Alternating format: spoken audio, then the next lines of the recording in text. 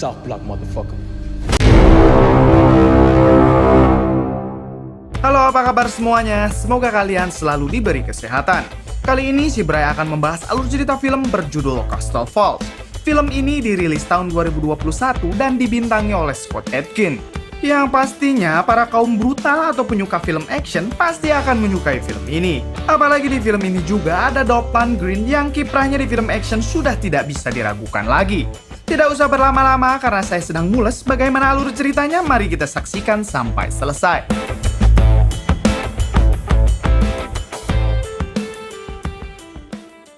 Di awal film diperkenalkan seorang pria bernama Mike. Diketahui kalau Mike ini adalah petarung MMA yang melegenda. Namun karena ia sudah tidak muda lagi dan sempat mengalami cedera bahu yang parah, ia sudah lama tidak bertanding lagi. Mike datang ke sana untuk menemui mantan manajernya. Mike meminta kepadanya untuk ikut bertanding lagi. Namun sayangnya manajernya itu mengatakan kalau Mike tidak bisa bertanding lagi, mengingat ia sudah cukup tua dan pernah mengalami cedera parah. Bahkan Mike sendiri mengalami 3 kekalahan di pertandingan sebelumnya secara beruntun. Dan karena hal tersebut tidak ada sponsor yang mau memakai Mike lagi. Di sana Mike terus kekeh meminta mantan manajernya itu untuk membawanya bertanding lagi. Karena pada saat ini Mike mengalami kebangkrutan dan sangat membutuhkan uang. Namun lagi-lagi manajernya itu menolak dengan alasan kalau Mike sudah cukup tua untuk bertanding dan biarkan orang-orang muda meneruskan kiprah Mike. Lalu Mike menantang petarung muda yang dimiliki manajer tersebut. Dan apabila Mike kalah, ia akan pensiun. Namun jika Mike menang, maka manajernya itu harus membawanya bertanding lagi. Mike pun akhirnya bertanding dengan petarung muda.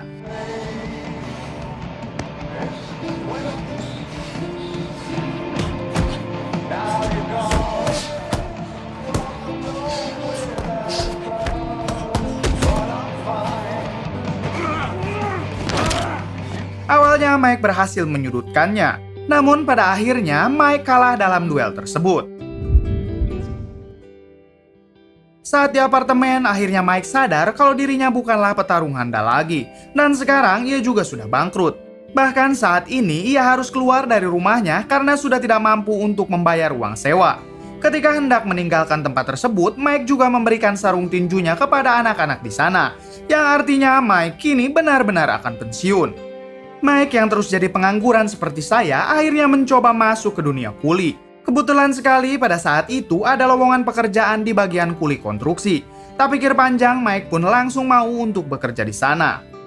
Esok harinya Mike pun langsung bekerja. Diketahui kalau Mike dan pekerja lainnya mengerjakan sebuah proyek penggusuran gedung rumah sakit yang bernama Castle High.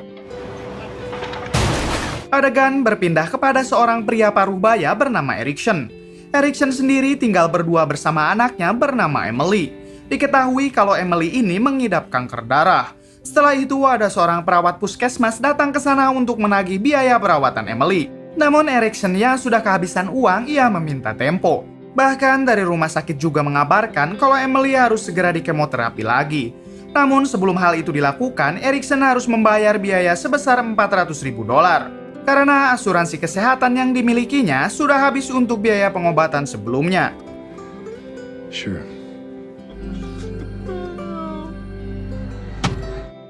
Adegan berpindah ke penjara, dan kita dikenalkan dengan pria berkulit hitam bernama Lando.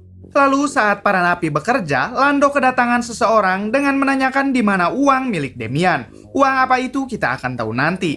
Di sana mereka bersih tegang hingga terjadi perkelahian.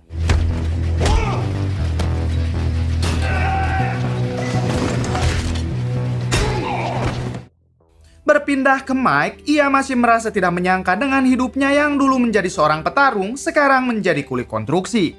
Lalu tak berselang lama, bos proyek datang dan menegur Mike karena terus ngehuleng. Bos proyek itu menyuruh Mike untuk terus bekerja karena penggusuran rumah sakit ini akan dihadiri oleh wali kota setempat. Terlihat wali kota itu sedang berpidato dan mengatakan kepada semua warganya kalau gedung rumah sakit yang tak terpakai itu akan diubah menjadi sesuatu yang dibutuhkan warga, yaitu sebuah gor olahraga. Diketahui penggusuran itu akan dilakukan pada hari lusa.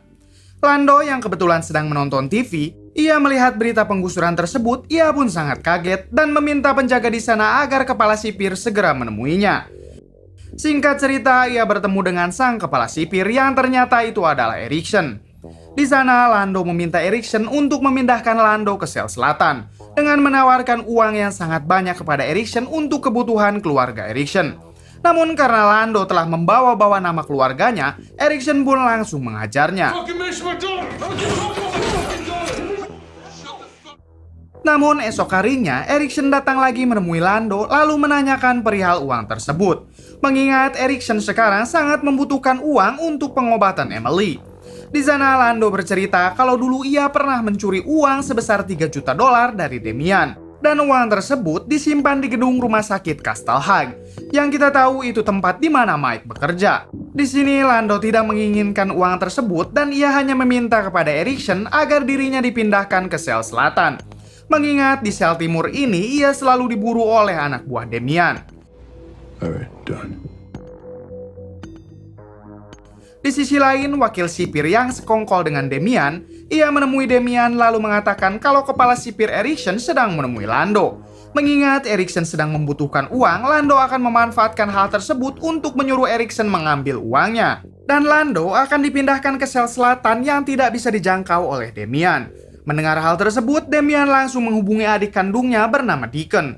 Diketahui kalau Damian dan Deacon adalah gembong yang berasal dari Meksiko. Deacon sendiri adalah orang yang menjalankan bisnis haram Damian di luar penjara. Berpindah ke Mike, terlihat kini Mike memiliki seorang teman bernama Badrun.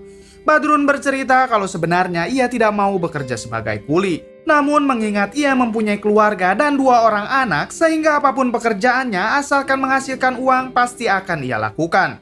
Sementara Mike juga bercerita kalau dulunya ia adalah seorang petarung MMA yang kini telah bangkrut.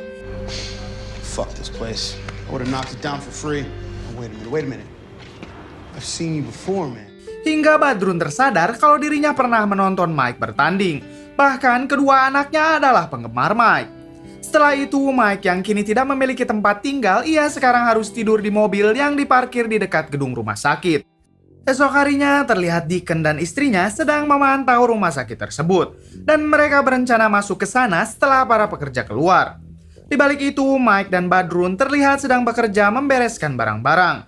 Di sana, Badrun bercerita kalau cita-citanya adalah pergi ke Alaska bersama keluarganya. Dan Badrun juga menyarankan Mike untuk pergi ke sana karena di sana banyak sekali wanita cantik. Setelah itu, Mike hendak membersihkan sebuah ruangan. Hingga tak sengaja ia menemukan uang yang sangat banyak. Ternyata selama ini, Lando menyimpan uang tersebut di sebuah ruangan yang ada di dapur. Saat itu jam kerja mereka telah habis dan Lando mengajak Mike untuk segera keluar. Mike sendiri tidak mengatakan perihal uang itu dan hanya mengambil $10. Ternyata Mike juga berencana untuk mengambil uang itu setelah para pekerja sudah pada keluar. Deacon sendiri menyiapkan anak buahnya untuk bersiap masuk ke gedung itu sembari menunggu Erikson. Karena hanya Erikson yang tahu di mana uang itu disimpan. Bahkan mereka akan masuk ke sana dengan menyamar sebagai pekerja konstruksi. Di sisi lain terlihat Erikson akan menjalankan rencananya untuk mengambil uang tersebut. Ia juga berpamitan kepada anaknya dengan mengatakan kalau ia sedang ada pekerjaan mendadak. Kembali ke Mike, saat ia sedang bersama para pekerja lain di sana untuk membeli bir, ia beralasan kepada Badrun kalau jaketnya ketinggalan di gedung. Dan ia berjanji akan segera kembali sambil memberikan uang $10 untuk membeli birnya. Mike pun langsung mengendap-endap masuk melalui jalan belakang. Setelah di dalam, ia sangat senang dan tak menyangka kalau dirinya menemukan uang yang sangat banyak. Tidak langsung pergi, Mike malah menghitung uang tersebut. Karena ia berpikir tidak akan ada yang datang ke gedung tersebut, mengingat gedung itu akan segera diruntuhkan. Di sisi lain, Erikson pun bergegas masuk ke dalam. Namun ia dilihat oleh anak buah Deacon dan langsung melaporkannya kepada Deacon. Tak berselang lama, Deacon datang bersama anak buahnya melewati samping gedung. Ternyata di samping gedung itu ada seorang penjaga. Tak banyak bicara, istri Deacon langsung menghabisinya. Sementara Erikson sedang naik ke lantai 6, yaitu tempat uang itu disimpan. Di sana terlihat banyak dinamit yang akan diledakkan 4 jam lagi. Di sisi lain, Deacon dan anak buahnya sudah masuk ke dalam dan menyuruh anak buahnya untuk berpencar mencari Erikson. Berpindah ke Mike, ia mulai menyadari kalau di samping ruangannya ada seseorang, yaitu Erikson, yang sedang berusaha mencari uang tersebut. Mike langsung memasukkan lagi uang itu dan berusaha meninggalkan gedung tersebut. Namun saat hendak menuruni tangga, ia melihat anak buah Deacon. Mike pun langsung memutuskan untuk kembali ke lantai atas. Di sisi lain, Erikson terus berusaha mencari uang tersebut, hingga ia menemukan selembar uang yang sudah tercecer. Dari sini, Erikson sadar kalau uang itu sudah diambil orang. Sementara Mike yang terus berusaha kabur dari sana, ia malah tak sengaja menendang sebuah besi. Hal tersebut terdengar oleh komplotan Deacon dan juga Erikson.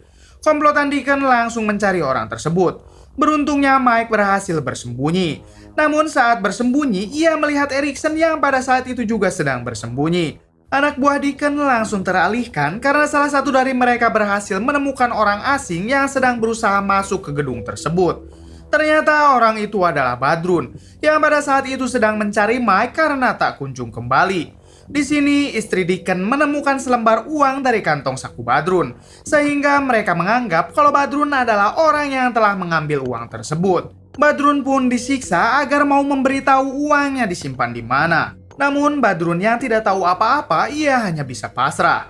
Mike sendiri yang melihat Badrun disiksa, ia tidak bisa berbuat apa-apa. Hingga Deacon nekat menghabisi Badrun dan hal tersebut membuat Mike kaget. Alhasil keberadaan Mike diketahui oleh Deacon. Dan Deacon memerintahkan anak buahnya untuk menghabisi orang yang dilihatnya itu. Sementara Mike merasa sangat bersalah kepada Badrun karena kematiannya itu disebabkan gara-gara dirinya.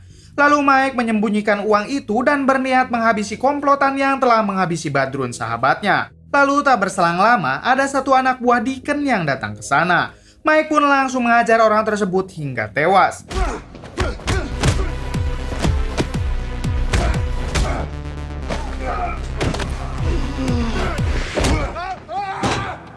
Lalu datang lagi anak buah Deacon dan mereka pun bertarung kembali. Namun ketika sedang menghajarnya, istri Deacon dan yang lain datang dan menodongkan senjata ke arah Mike. Alhasil Mike pun tertangkap dan akan segera dibawa turun. Bring him down here. Live, please.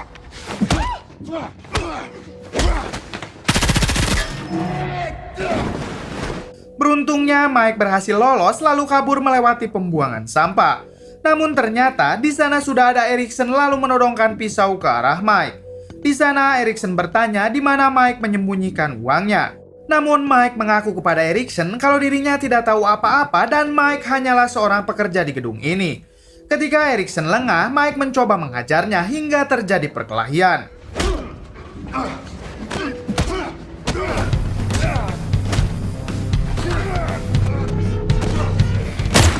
Namun perkelahian mereka harus terhenti ketika mereka ditodong pistol oleh salah satu anak buah Deacon. Mike dan Erikson mencoba menenangkannya, hingga saat orang itu lengah, Mike berhasil menghajarnya.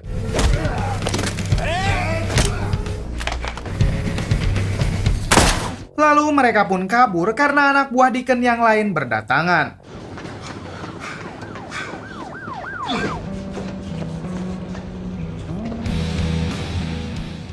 Setelah itu, Deacon menyuruh semua anak buahnya untuk memblokir semua pintu keluar. Kemudian Deacon juga mencoba membuat kesepakatan dengan Mike, yaitu berikan semua uangnya, maka Deacon dan anak buahnya akan segera pergi.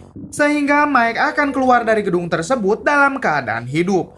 Namun tawaran tersebut tak digubris sama sekali oleh Mike.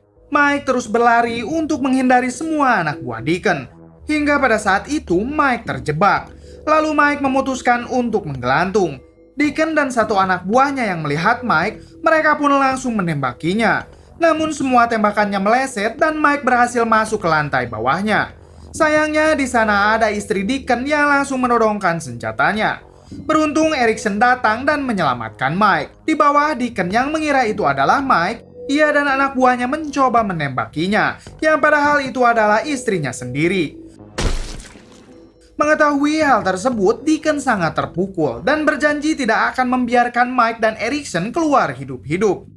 Di sisi lain, Erikson yang melihat tangan Mike terluka, ia mencoba mengobatinya. Di sana, Erikson bertanya lagi kepada Mike perihal uang tersebut. Namun Mike tetap kekeh mengaku kalau ia adalah seorang pekerja konstruksi yang tidak tahu apa-apa perihal uang tersebut. Tak lama kemudian, dua anak buah Deacon datang ke sana. Mike dan Erikson berusaha menghabisi mereka satu persatu. Move!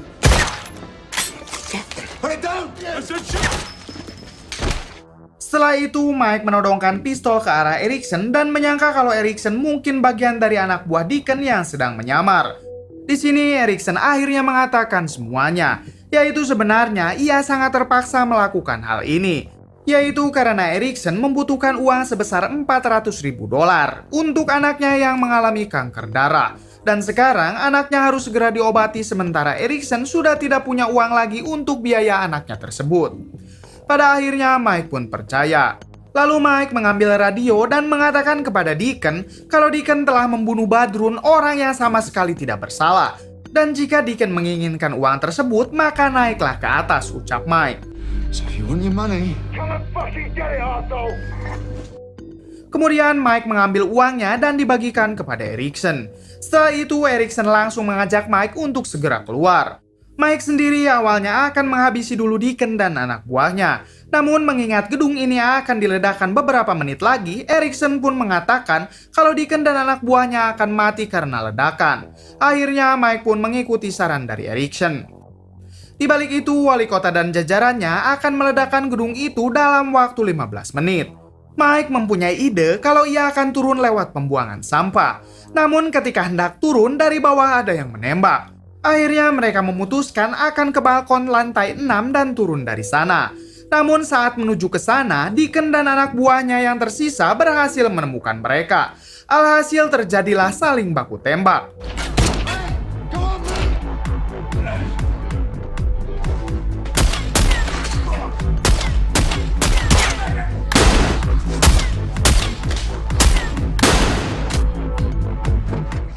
Setelah itu, Deacon menyuruh anak buahnya menunggu di tangga bawah sementara dirinya akan terus mengejar mereka.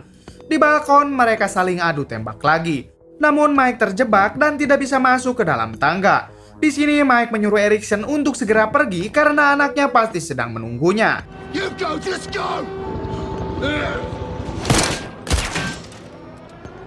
Suara sirine berbunyi menandakan dalam waktu 4 menit lagi gedung tersebut akan diledakkan. Mike mencoba menghadapi Deacon sendirian.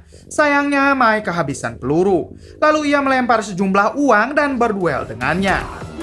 You guys ready to see this?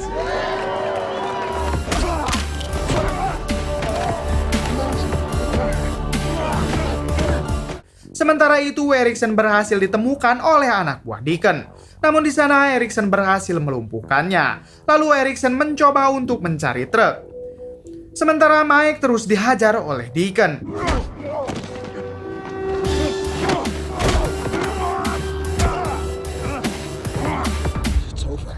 Hingga saat Mike dicekik, ia kembali sadar kalau ia adalah seorang petarung. Mike membalikan keadaan lalu menghajar Deacon.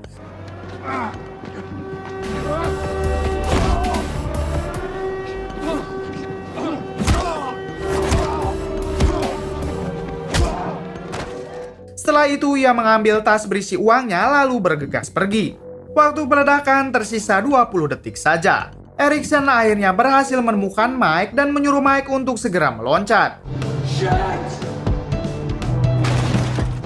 Deacon sendiri berusaha mengumpulkan uang yang berceceran. Hingga pada akhirnya gedung itu pun diledakkan bersama Deacon yang masih berada di sana.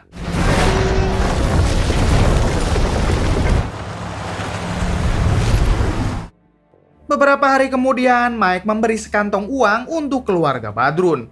Tentu mereka sangat senang mengingat kepala keluarga mereka kini sudah tiada. Lalu Mike memutuskan untuk pergi ke Alaska karena Badrun pernah menyarankan Mike untuk pergi ke sana. Sementara di penjara, Erikson membawa Damian menuju ke sel selatan. Karena ternyata hal itu adalah salah satu permintaan dari Lando. Mereka pun meninggalkan Damian sendirian. Lalu setelah itu Lando dan gengnya datang untuk menghabisi Damian. Welcome to South Block, motherfucker. Film pun tamat. Bagaimana menurut kalian? Coba komen di bawah.